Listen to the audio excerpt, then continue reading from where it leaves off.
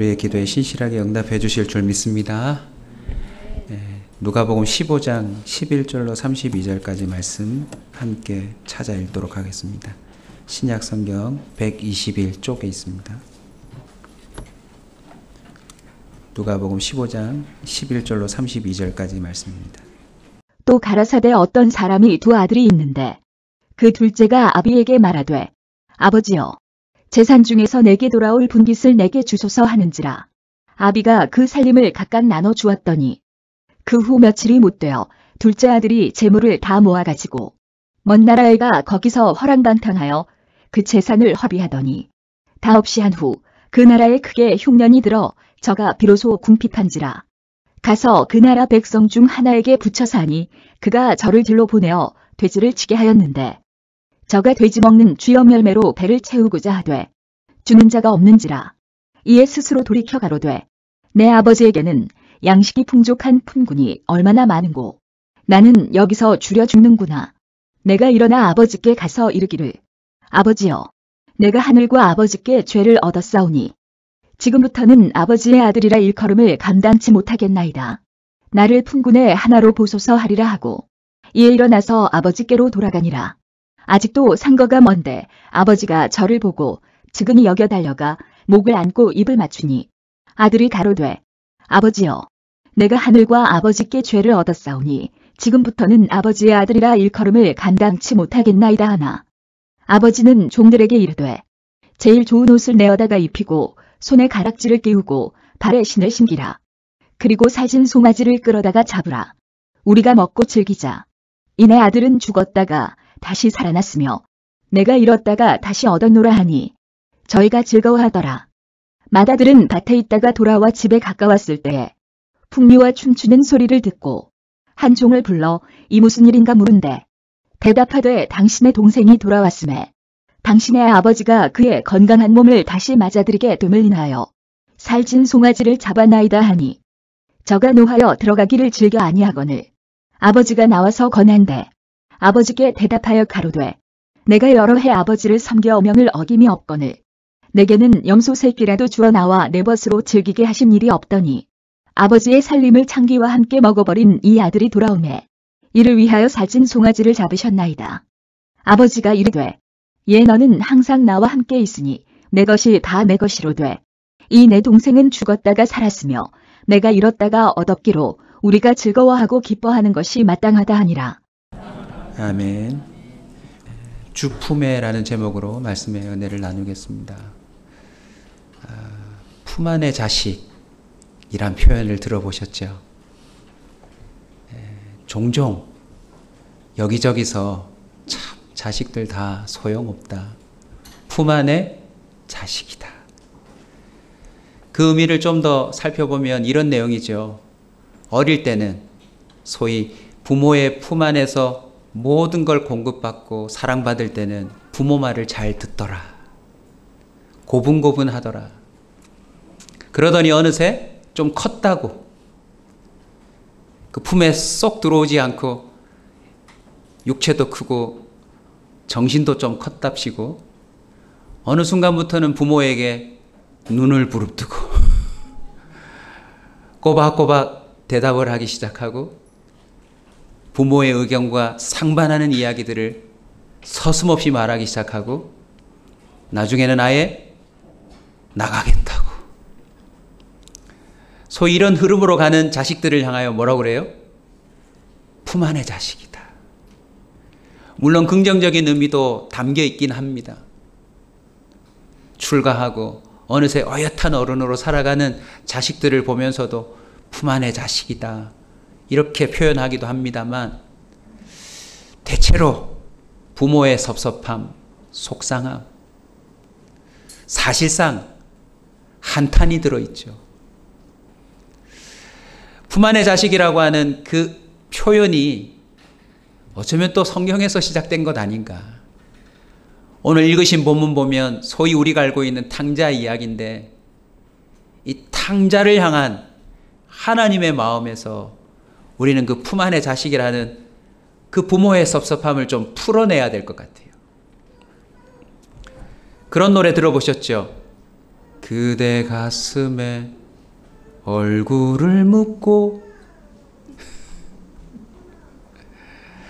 다는 모르지만 그 대목이 어디선가 들려오면 기분이 나쁘던가요, 좋던가요?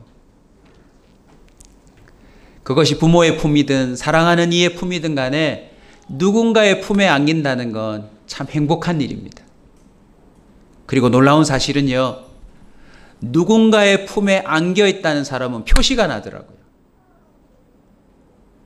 싱글로 살아가던 사람이 정말 사랑하는 사람을 만나서 늘 그 품의 따뜻함, 안전함, 평안함, 예전에 알지 못했던 그 행복함을 누리면 혈색도 달라져요. 마스크를 쓰셔서 좀 확인이 어렵지만 제가 앞에 서 보니까 품 안에 있는 건지 품 밖에 있는 건지 대충 좀 보이는데 어떡하죠? 큰일 났네요. 오늘 말씀을 들으면서 여러분 한번 생각해 보셨으면 좋겠어요. 나는 요즘 누구의 품 안에 있는가? 아니면 품 안의 자식인가? 혹시 또 헷갈리실까 봐 더 명확하게 표현하면 나는 요즘 부모의 품인가? 아니면 배우자의 품인가? 아니면 연애하고 있는 누군가의 품인가? 아니면 나를 품어주는 자가 없는 상태인가? 한번 생각하면서 이 말씀을 들었으면 좋겠습니다. 오늘 본문을 통해서 영혼 구원의 승리를 우리 성도들이 누려야 하는데 등장하는 사람들을 좀 한 캐릭터 한 캐릭터 인물별로 한번 살피면서 기도 제목을 찾았으면 좋겠어요. 첫 번째 기도 제목 알려드립니다.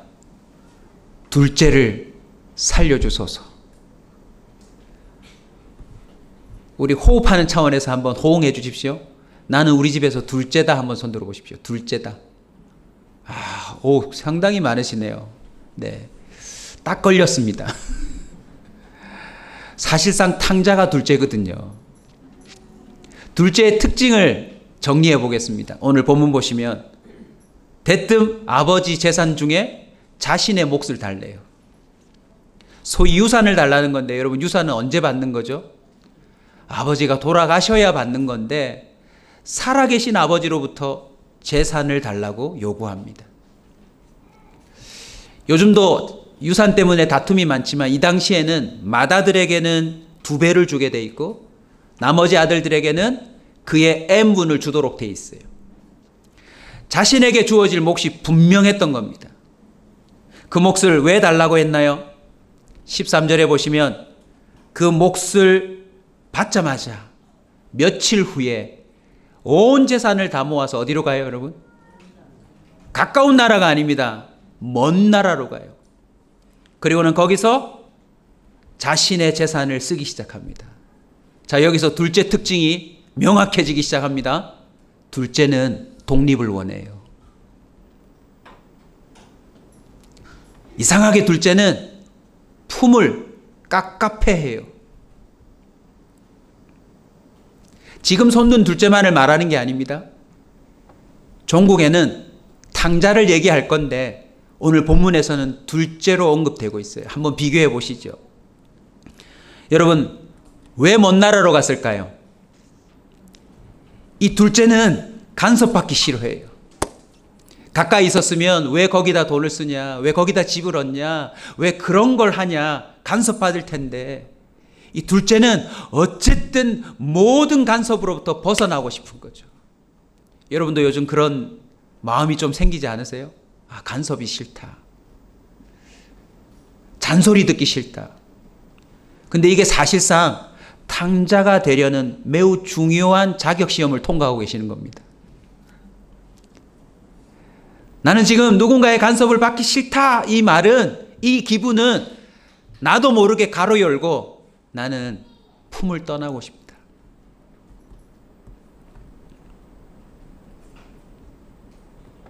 자신의 마음대로 살기를 원합니다. 간섭받기 싫어하고 해보고 싶은 대로 자신의 뜻대로 자신이 느낌대로 다 해보고 싶어하는 그런 특징이 둘째에게 있더라는 거죠. 근데 또 하나의 특징이 있습니다. 나름 독립성이 있는 것 같은데, 독립심이 있는 것 같은데 점점 하는 삶을 보면 결국 낭비해요. 알고 보니 허랑방탕이라는 거죠. 자신에게 주어진 몫으로 시간과 기회와 독자적인 마이 라이프를 한번 즐겨보려고 과감하게 나섰는데 그 인생을 유심히 지켜보니 뭐하고 있더라? 낭비하고 있더라. 그리고 그 낭비의 상당 부분이 쾌락을 위하여 쓰고 있더라. 자신의 즐거움, 자신의 욕구. 그래서 여러분 어떠세요? 둘째들 한번 대답해 보십시오. 나름 첫째보다는 훨씬 더 많은 걸 소유해보고 경험해보고 또 먹어보고 가보고 경험했는데 실상은 낭비한 게 너무 많아요. 몇몇 둘째분에서 레이저가 나오면서 나는 결코 둘째 아니다. 끝까지 한번 들어보시죠. 14절 결국 다 없앤대요. 그리고 크게 흉년이 들어 비로소 궁핍한지라. 둘째 또 하나의 특징이 뭡니까 여러분? 결국 궁핍해져요. 궁핍. 아니, 뭐든지 할 수 있을 것 같았는데 내 뜻대로 하면 즐거울 줄 알았는데 내 계획대로 간섭받지 않고 마음껏 살면 좋을 줄 알았는데 결론이 뭐로 이어지던가요? 궁핍. 궁핍해요. 우리나라 젊은이들도 한번 보십시오. 꽤 싱글족들이 많아요. 나름 자신의 몫을 굳이 유산은 아니어도 시간, 기회, 자신의 몸, 자신의 삶의 영역들이 자신의 몫이라며 간섭받기를 거절하고 혼자 사는 젊은이들이 얼마나 많습니까? 그래서 저도 목격한 바인데 많은 젊은이들이 이제 PC방 안 가도 돼요. 왜냐하면 자기 방에 오락실이 있어요. 컴퓨터 모니터가 한 개가 아니라 2개, 3개까지 설치해 놓고, 네. 의자도 게임 의자를 만들어 놓고. 아가씨들은요, 신발장 열어보면 구두가 얼마나 많은지 몰라요. 자기가 사고 싶은 것, 해보고 싶은 것, 모든 걸 자기 왕국처럼 도전해 봅니다. 그런데 점점 가면 갈수록 뭐가 커질까요? 낭비. 그리고 이상하게도 해본 것 많은데, 가진 것 많은데 궁핍하다는 느낌을 갖기 시작해요.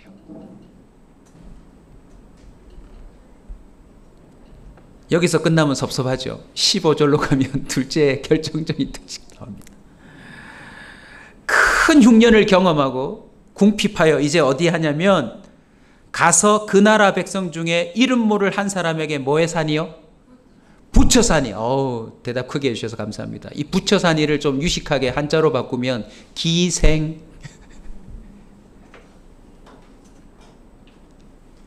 술집에서 술 파는 사람만 기생이 아니라 독립적으로 살고자 했는데 결국 누군가의 밑에서 붙여 사는 것도 기생이에요. 알고 보면. 참 아이러니하지 않습니까? 아주 큰 포부를 가지고 아버지의 품을 떠나 자신의 뜻대로 자신이 가진 몫을 써보려고 했는데 종국에는 누군가의 밑으로 들어가서 붙여 산대요. 붙여. 더 속상한 일이 있습니다. 그 한 사람이 뭘 시켰던가요? 돼지 치는 일을 시켰어요. 한번 따라서 합시다. 그러면 안 되지. 내 귀한 자식인데 돼지의 그 뒷수발을 드는 일을 시키더라는 거죠. 오늘날 수많은 둘째들이 이런 삶을 살고 있습니다, 여러분. 부모로부터 독립했는데 말도 안 되는 사장 밑에서 부모가 시키지도 않을 그 엄청 어렵고 더럽고 추한 일들을 알바라며 자신의 직업이라며 기꺼이 해내고 있는 둘째들이 많아요. 내 이 직장 그만두지 않나 보라. 막 화를 내면서도 그 사람 밑에서 구역구역 열심히 일하는 둘째들이 참 많습니다. 16절 끝이 없는 바닥처럼 보여요. 그가 돼지 먹는 쥐염 열매를 배로 채우고자 하되 뭐하는 자가 없도다? 주는 자가 없도다. 결국 둘째들이 경험하게 될 마지막 형국이 뭔지 아세요? 나에게 따뜻한 품을 제공해 줄 자가 아버지 외에는 없어요, 여러분. 그 하찮아 보이는 돼지가 먹는 음식마저도 나를 존귀히 대하며 먹여주는 자가 없다라는 사실을 깨닫습니다. 혹시 여러분 이미 깨닫지 않으셨어요? 이 세상에 부모님만큼 나를 사랑하는 존재는 없더라. 이 세상 어디를 가도 나에게 부모님처럼 진정으로 사랑해주는 존재는 잘 없더라.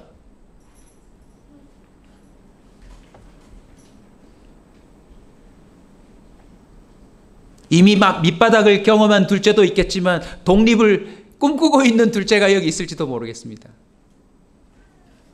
다행스럽게도 이 둘째가요, 자신의 밑바닥을 경험한 다음에 돌이킵니다.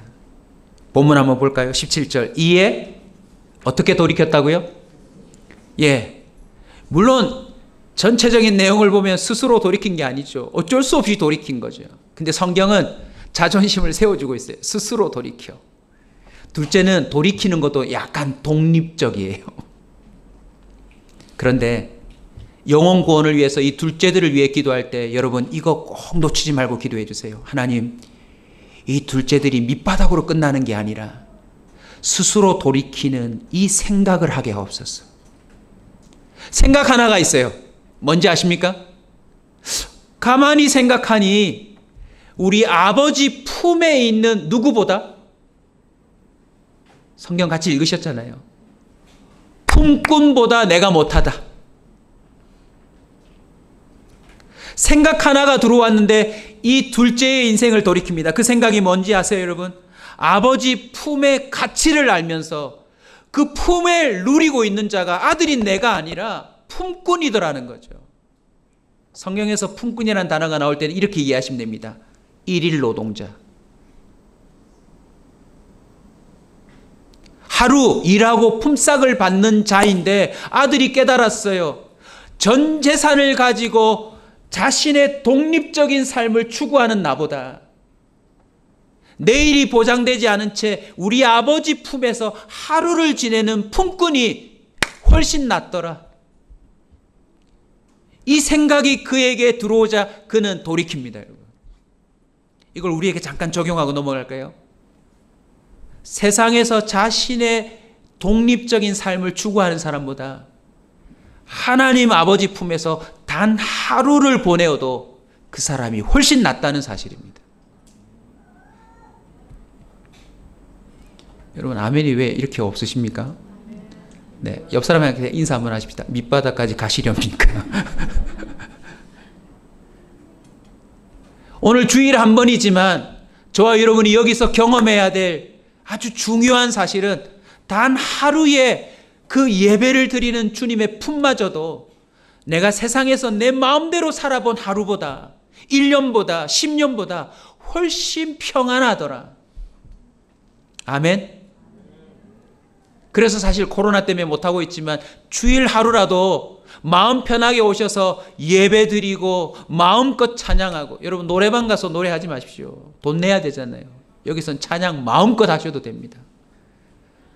저도 노래방 어쩔 수 없이 가봤는데 가보니까 영 기분이 안 좋아요. 왜냐하면 저는 노래 잘한다 생각했는데 점수가 잘 안 나와요. 주일날 찬양하면 얼마나 즐거운지 모릅니다. 오늘도 감사하게 그죠? 우리 찬양 리더가 밤새고 나와서 찬양을 하는데 저도 설교자이지만 앉아서 오늘 탬버린 쳤습니다. 너무 좋아서.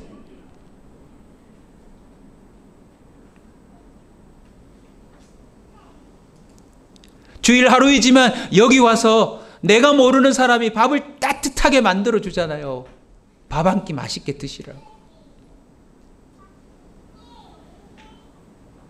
물론 죄인들이 모여 있기 때문에 이런저런 사람들 간에 사소한 문제들, 또 때로는 큰 문제도 생기지만 이 주일날 누구 보러 오는 겁니까? 사람이 아니라 이 세상을 창조하시고 지금도 주관하시고 나의 마지막 심판과 구원을 결정지으실 그 하나님이 계심을 믿고 나오는 이 한날에 그 주님의 손길을 경험하기 위해 나오는 것 아닙니까? 여러분, 여기서의 한날이 여러분 평생에 여러분 뜻대로 살았던 삶보다도 훨씬 낫다는 것을 느낄 수 있기를 주 이름으로 축원합니다. 둘째가 이걸 깨달아 버렸어요. 그래서 그는 돌이키기로 작정한 것입니다.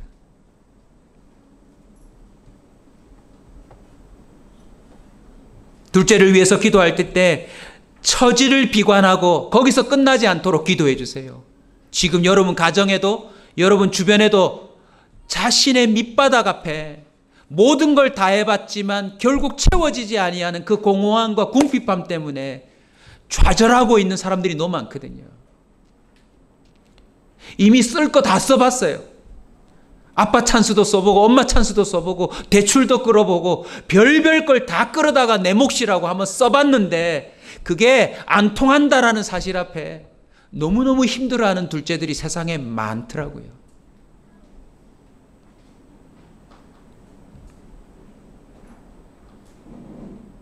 둘째가 뭐라고 선언합니까? 나 아들 안 할래. 아니, 아들 못하지 이제는. 품꾼이라도 해보련다. 할렐루야. 여러분 주일날 교회 오실 때 교회 온다고 생각하지 마시고 주 품에 들어간다 생각하시고 오십시오. 아멘. 너무나도 중요합니다, 여러분.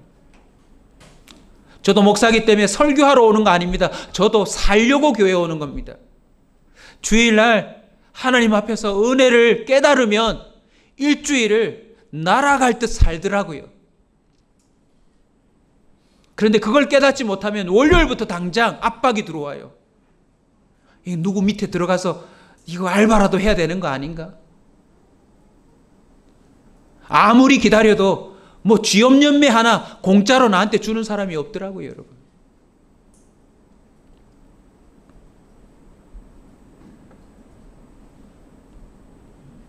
두 번째 기도 제목은 첫째들을 살려달라고 기도해야 합니다. 첫째들을 살려주소서. 우리 이왕 둘째 손든 거 첫째도 한번 손들어, 첫째 한번 손들어 봐 주실래요? 첫째. 아, 예. 첫째가, 예, 보기에도 좀 듬직해 보이시네요. 둘째가 부실하다는 뜻은 아닙니다. 자, 맏아들이 둘째가 돌아와서 아버지 품에 안겨 지금 잔치를 벌인다는 소식을 듣고 어떤 반응을 보입니까? 23절에 보시면 그가 노하여 들어가고자 하지 아니하거늘. 아버지 품 안에 살면서도 동생이 왔다는 사실만으로도 이제 집에 들어가기 싫어하는 상태입니다. 그리고는 29절에 이렇게 말하죠. 아버지한테 노를 표하면서 내가 여러 해 아버지를 섬겨 명을 어긴 적이 없거늘 나한테는 송아지가 아니라 염소 새끼라도 잡아준 적이 있냐. 자, 여기서 맏아들 특징 나갑니다. 품에 있어요. 아직 품 안의 자식이에요. 그런데 품 안의 은혜를 잊어버린 자입니다. 여러분, 맏아들이 대체로 둘째처럼 막내처럼 자신의 고집대로 하지 못해요. 왜냐하면 부모가 이상하게 불쌍하게 여겨지거든요. 괜시리 맞인 자기가 해야 될 것 같거든요. 근데 문제는 그게 첫사랑을 받은 은혜의 보답으로 하는 게 아니라 나중에는 어떻게 표현하냐면 자신의 의로 표현해요. 동생은 나갔지만 나는 집을 지키지 않았습니까? 동생들은 하지 않았지만 저는 이렇게 했잖아요. 이렇게 했잖아요. 저렇게 했잖아요. 라고 하는 사실을 자신의 의로 드러내더라는 거죠. 여러분, 동생이 직사게 고생할 때 지금 맏아들이 아버지의 품 안에서 여전히 유산 2배가 보장받은 채로 부모에게 공급받는 것을 모두 다 누리면서 여전히 장자의 고난을 누리는데 이 아들은 지금 이 분노를 통해서 실토하는 거예요. 내가 아버지 명을 어긴 적이 있냐. 마치 자신의 의처럼 마땅한 일을 해준 것처럼 자신이 섬겨야 되는데 마치 섬겨준 것처럼 착각하고 있더라는 거죠. 그리고는 동생과의 비교의식이 있어요. 첫째들 혹시 동생들 때문에 속상하지 않으세요? 예. 동생은 저렇게 아버지의 몫을 가지고 나가서 마음껏 해보는데 난 뭐냐고. 죄만 없어서도 부모의 사랑을 독차지하는데 막내의 몫은 내게 되는 건데 죄가 태어남으로 인하여서 나에게 이런 불이익이 주어졌고 차별이 주어졌고 나만 이렇게 어렵다라고 말하는 겁니다. 종합하면요, 맏아들은 감정이 문제예요. 감정이. 오늘날 주님 품 안에 있으면서도 많은 사람들이 감정적인 어려움으로 그 품을 온전히 못 누리고 있는 신자들이 참 많습니다. 아마도 동생이 떠나버린 뒤에 이 맏아들의 감정은 더 증폭이 됐을 거예요. 안 그래요, 여러분? 같이 있을 때도 나름 형으로서 늘 져주는 것도 있고 양보하는 것도 있는데 비교식이 있는데 이 동생이 나가서 마음껏 사는데 자기 혼자 이렇게 남아있으니 훨씬 더 감정적인 어려움을 겪었을 것입니다. 오늘날 교회 안에도요, 먼저 예수 그리스도를 믿고 그 은혜를 알면서도 그 품의 은혜를 모르는 맏아들 같은 신자들이 있다는 거 아세요? 교회 봉사를 주님의 은혜에 보답하는 게 아니고 내가 이렇게 열심히 봉사하는데, 내가 남들보다 이렇게 일찍 나오는데, 내가 지금 몇 년째 회장을 계속 하고 있는데, 여러분 착각하시면 안 됩니다. 착각하시면 안 됩니다. 교회 안에서 생활하는 것, 또 일상에서도 주의 백성으로서 살아가는 삶은 은혜에 합당하고 마땅한 삶이지 우리가 주님의 명령을 어겨주지 않은 것이 아닙니다. 여러분. 내가 성경 읽어준 게 아니라니까요. 내가 주님께 헌금해 준 게 아니라니까요. 여러분. 마땅히 나를 존재케 했고 나로 하여금 이 세상에 살아가도록 주신 하나님의 은혜에 대하여서 당연히 해야 할 일들을 하고 있는 줄로 믿습니다. 이 장남은 어쩌면 혹 아버지가 빨리 죽기를 원하고 있지도 않았을까요? 동생은 안 돌아오고 아버지가 빨리 죽으면 이 모든 게 내게 되는데 하는 마음을 혹 갖지는 않았을까요? 여러분, 감정적인 품을 떠나면요, 하나님과 한참 멀어질 수 있는 그런 닷줄이 풀리는 아주 위험한 발상입니다. 저와 여러분의 생각 가운데 그 시로라기 같은 아무렇지도 않은 그 흐릿한 생각마저도 우리의 인생을 둘째처럼 완전히 주님과 멀어지게 할 수도 있고요. 주님 품 안에 있으면서도 그 은혜를 전혀 못 누리게 만들 수도 있다는 사실을 우리는 기억해야 합니다. 아버지가 답하는 거 한번 볼까요? 31절. 아버지가 이르되 예 너는 항상 나와 함께 있으니 내 것이 다 내 것이로되. 항상이란 단어를 주목하십시오. 저와 여러분은 주님 안에 있는 줄 믿으시기 바랍니다. 아멘. 잃어버린 영혼을 탐탁지 않게 생각하는 교회 안에 사람들이 변화되도록 여러분 기도해 주세요. 저도 좀 솔직히 고백하자면 교회가 개척되어 8년까지 오기까지 다양한 시기가 있을 거 아닙니까? 한때는 어떤 때가 있었냐면 딱 조그맣게 모여있는 사람들이 너무 좋은 거예요. 서로 관계도 좋고 속속일 일이 없는 거예요. 그래서 한편 제 마음속에 딱 요 사람들하고만 계속 교회가 갔으면 좋겠다 하는 그런 욕심이 생길 때가 있었어요. 너무 좋으니까. 그런데 한 분 한 분 들어오는데 이야 그 말 뒷말은 생략하도록 하겠습니다. 내 평생에 만나보지 못한 사람들이 한 분씩 한 분씩 들어오는데 와 너무 어렵더라고요. 오해는 마십시오. 그분들이 이상해서가 아니라 나의 그릇이 좁아서 내 수준은 딱 요 정도밖에 감당이 안 되는데 그 이상의 스타일과 그 이상의 생각하지 못했던 내가 살아오면서 경험하지 못한 스타일의 사람들은 너무너무 힘들더라고요.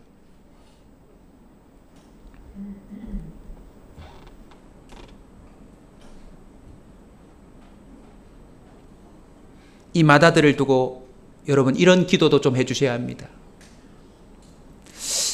아버지가 이렇게 동생을 잃어버리고 힘들어하는 모습을 보고 맏아들이 종들을 시켜서 내 동생 좀 찾아보라고 했으면 어땠을까요? 내가 유산이 2배나 받는데 우리 동생보다 한 몫을 포기하고서라도 내가 이 돈을 형상금으로 걸 테니 우리 동생 좀 찾아오라고 다른 품꾼들을 좀 그렇게 부렸으면 어찌 됐을까요? 오늘날 이미 주님의 품이 무엇인지를 알고 항상 누리고 있는 신자들이 이제 좀 깨어나야 될 때가 된 줄로 믿습니다. 아멘. 나만 여기서 기도회 즐기고 예배 즐기고 찬양 즐기고 우리끼리 모여서 문제없이 그냥 이렇게 교제하고 떠나는 룰루랄라의 삶이 아니라 아직도 낭비하며 허랑방탕하며 돼지보다 못한 삶을 살고 있는 둘째들을 향하여서 자신의 유산도 포기하고 자신의 자존심도 내려놓고 그들을 찾아내는 발걸음을 나서면 좀 어떨까요, 여러분? 세 번째 기도 제목입니다. 대부분 이 본문을 보면 첫째와 둘째를 주목하는데 우리가 꼭 놓치지 말아야 될 대상이 있어요. 품꾼들입니다. 주여 품꾼들을 살려주옵소서. 감사하게도 품꾼이 어느새 아들들에게 부러움이 대상이 됐어요. 우리 성도들 중에도 이런 말하는 거 봤습니다. 지난주 처음 왔는데 몇 주 전에 초신자로 왔는데 어쩜 그렇게 행복하게 신앙생활을 하냐. 나는 벌써 10년, 20년 전에 직분 받고 이렇게 살아가는데 이렇게 새롭게 찬양이 즐겁고 기도가 즐겁고 예배가 흥분되는 당신이 부럽다. 어느새 품꾼이요. 하루 와서 일하고 그 대가를 받아가는 품꾼이 아들들에게 부러움이 대상이 됐어요. 그런데 이 품꾼들의 약점이 뭐죠? 이들은 내일이 보장되지 않았기 때문에 여전히 아들들을 부러워할 수도 있습니다. 그리고 이 품꾼에 대한 보다 더 깊은 이해를 하시려면 마태복음 20장에 가면 천국은 마치 품꾼들을 얻어서 포도원에 들여보낸 그 포도원의 주인과 같다라는 이야기가 나옵니다. 내용은 이래요. 포도원 주인이 딱 길거리 나가봤더니 품꾼으로 살아야 될 사람들이 여기저기서 놀고 있는 거예요. 일을 안 하고.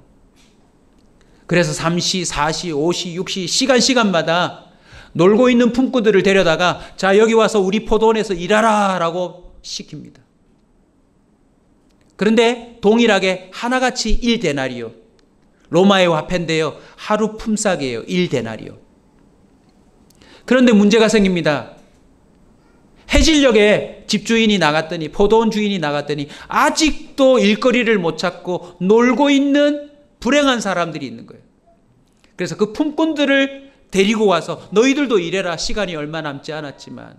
그러고는 품삯을 나눠주는데 제일 일찍 온 품꾼들, 그 다음 품꾼들, 먼저 온 품꾼들이 집주인에게 또 노하여 덤벼드는 겁니다. 뭐라고요? 아니 해질녘에 들어와서 지금 30분도 일을 안 한 것 같은데 왜 우리하고 똑같이 주냐. 쟤에게 1데나리온을 줬으면 우리한테 더 많이 달라라고 요구합니다. 천국에 대해서 말씀하시면서 우리 주님이 이렇게 말씀하시죠. 네 것이나 가지고 가라. 오늘날 많은 사람들이 하루 기도 모임 한 번 왔다가 예배 한 번 왔다가 은혜 받기도 하는데 그 사이 속에서도 주님의 은혜를 모르고 살아가는 사람들이 있더라는 거죠.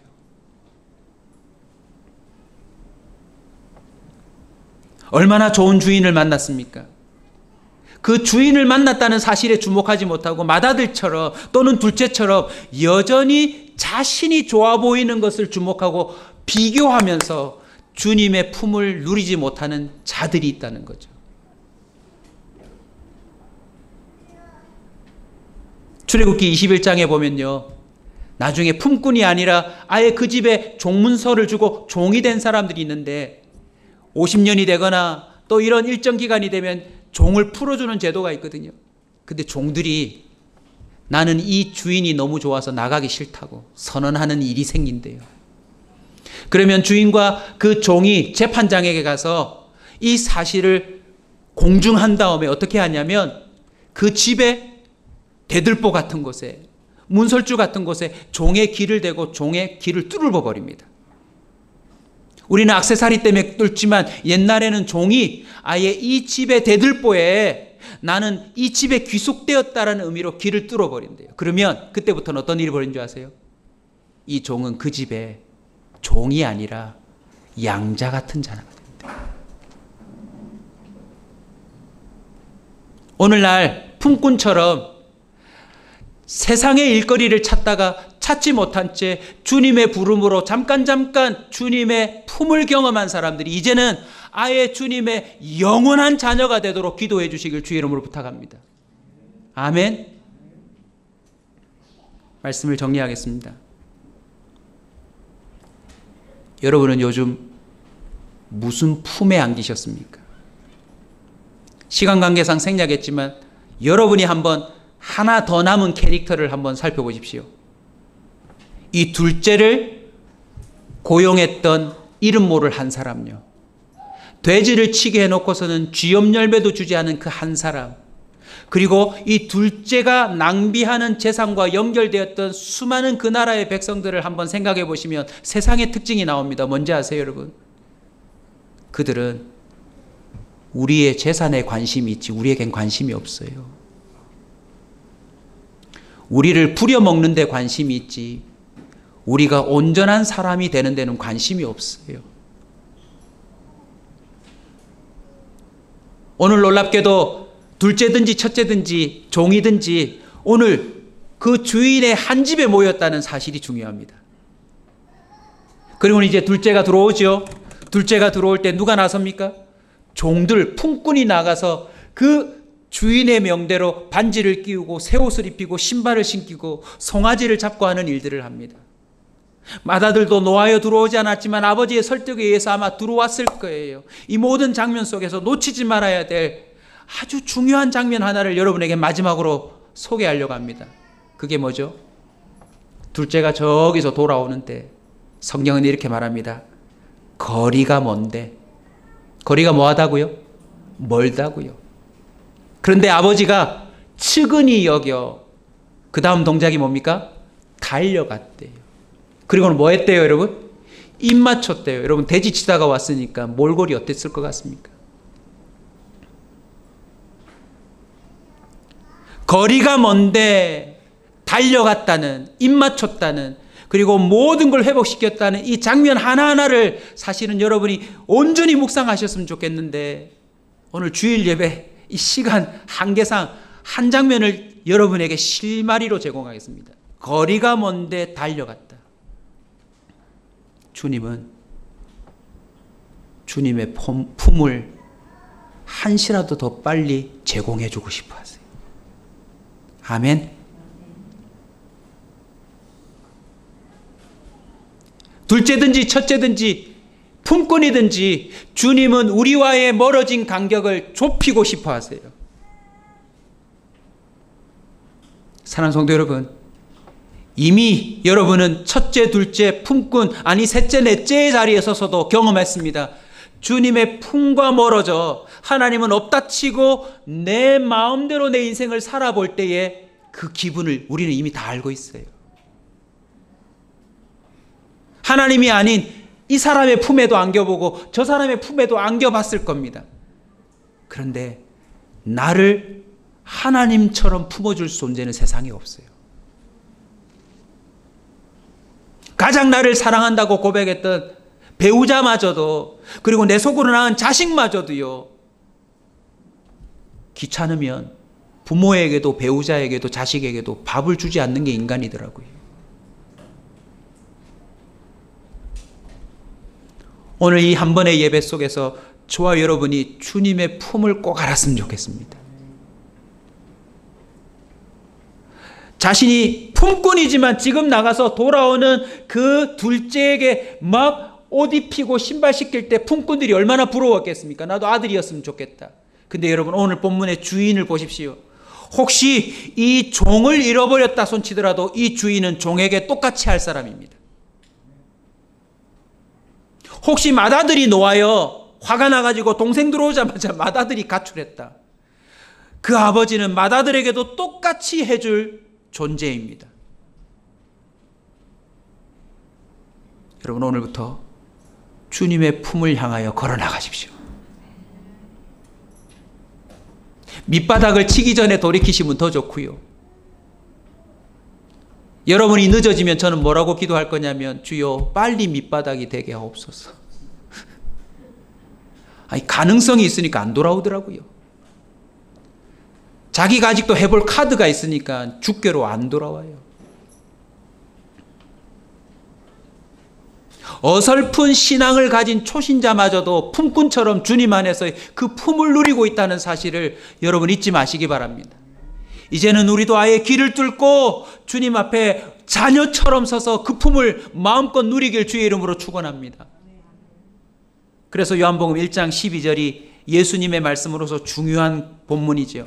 영접하는 자 곧 그 이름을 믿는 자들에게는 하나님의 자녀가 되는 권세를 주셨다. 이는 혈통으로나 육종으로나 사람의 뜻으로 나지 아니하고 오직 하나님께로 난 자들이다.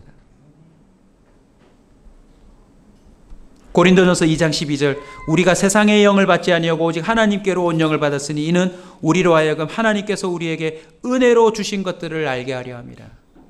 둘째가 나는 아들인데 품꾼이 훨씬 낫네라고 하는 그 깨달음이 뭔지 아세요? 아버지의 품의 가치를 깨달은 겁니다. 맏아들도 노할 게 아니라 내 눈에 보이는 어떤 존재와 비교할 게 아니라 내가 지금 머물고 있는 그 아버지의 품의 가치를 알아야 되는데, 그건 양자의 영, 쉽게 말하면 성령이 그 사람에게 임한 결과로 깨달아지는 거래요. 할렐루야.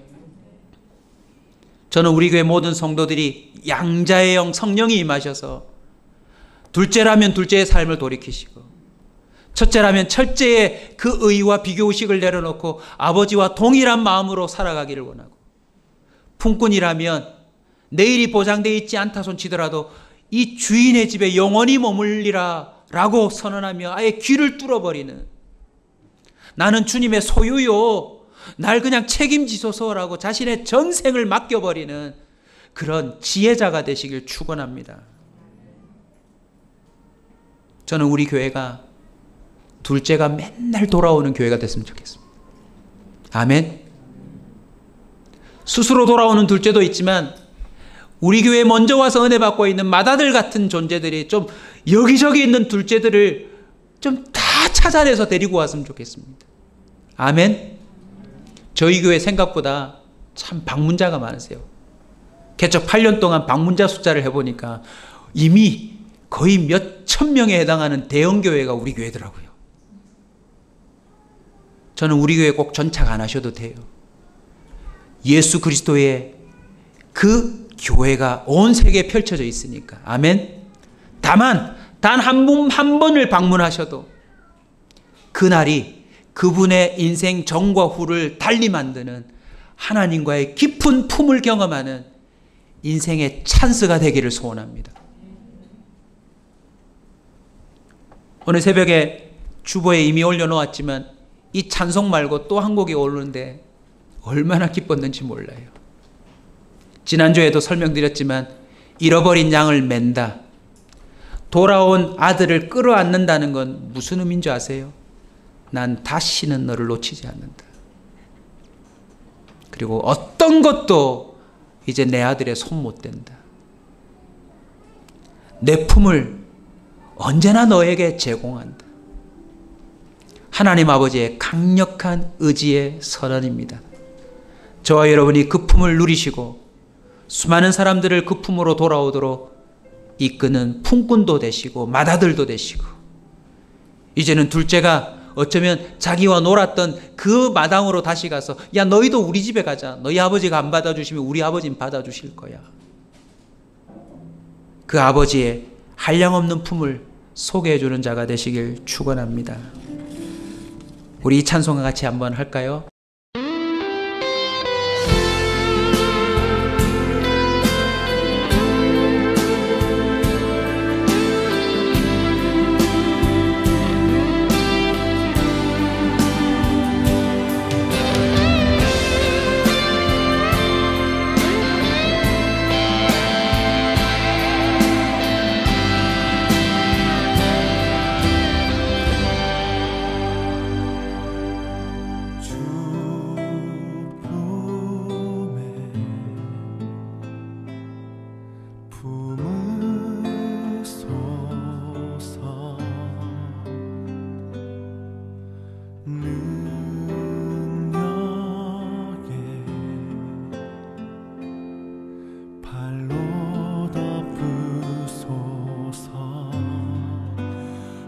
거친 파도 날 향해 와도 주와 함께 날아오르리. 폭풍 가운데 나의 영혼 잠잠하게 주를 보리라.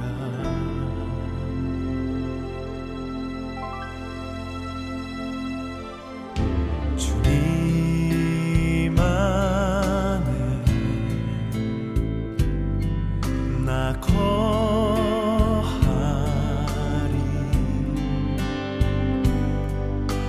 주 능력 나 잠잠히 믿네. 거친 파도 날 향해 와도 주와 함께 날아오르리. 폭풍 가운데 나의 영혼 잠잠하게 주를 보리라. 거친 파도 날 향해 와도 주와 함께 날아오르리. 폭풍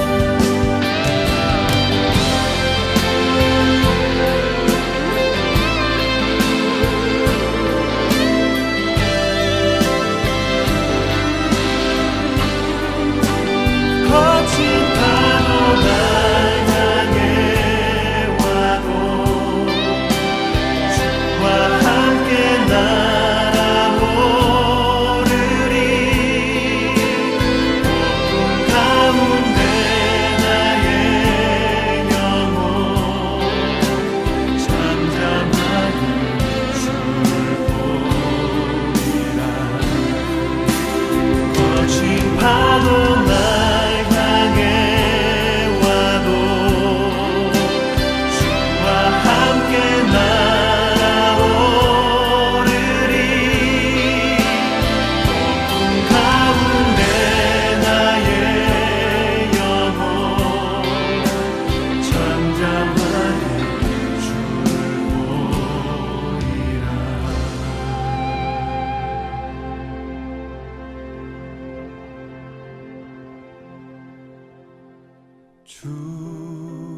주품에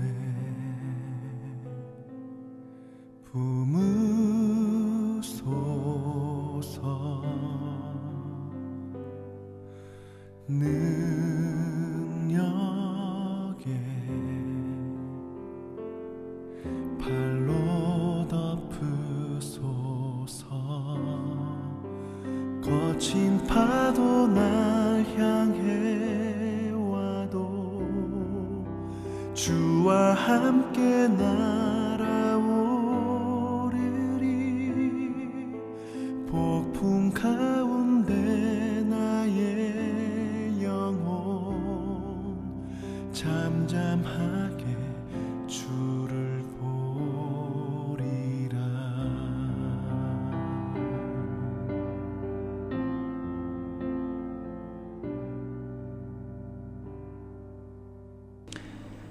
주님을 멀리 떠나 우리의 뜻대로 살아보겠다며 저질러 놓은 수많은 갚을 수 없는 죄값을 갚으시고자 이 땅에 친히 오신 예수 그리스도의 은혜와 결국은 그 밑바닥에서 주님의 품을 깨닫고 돌이키는 모든 자들을 하나도 물리치지 아니하시고 끌어안으시는 아버지의 끝이 없는 사랑과 이제는 우리가 나아가 그 품을 떠난 자들을 주께로 인도하는 자가 되도록 도우시는 성령님의 만지심과 교통하심이 오늘 말씀을 듣고 영원히 주 품 안에 머물기로 결단하는 우리 성도들 위해, 가족들 위해, 그리고 장차 돌아올 모든 당자들 위해 지금으로부터 영원토록 함께 있을지어다. 아멘.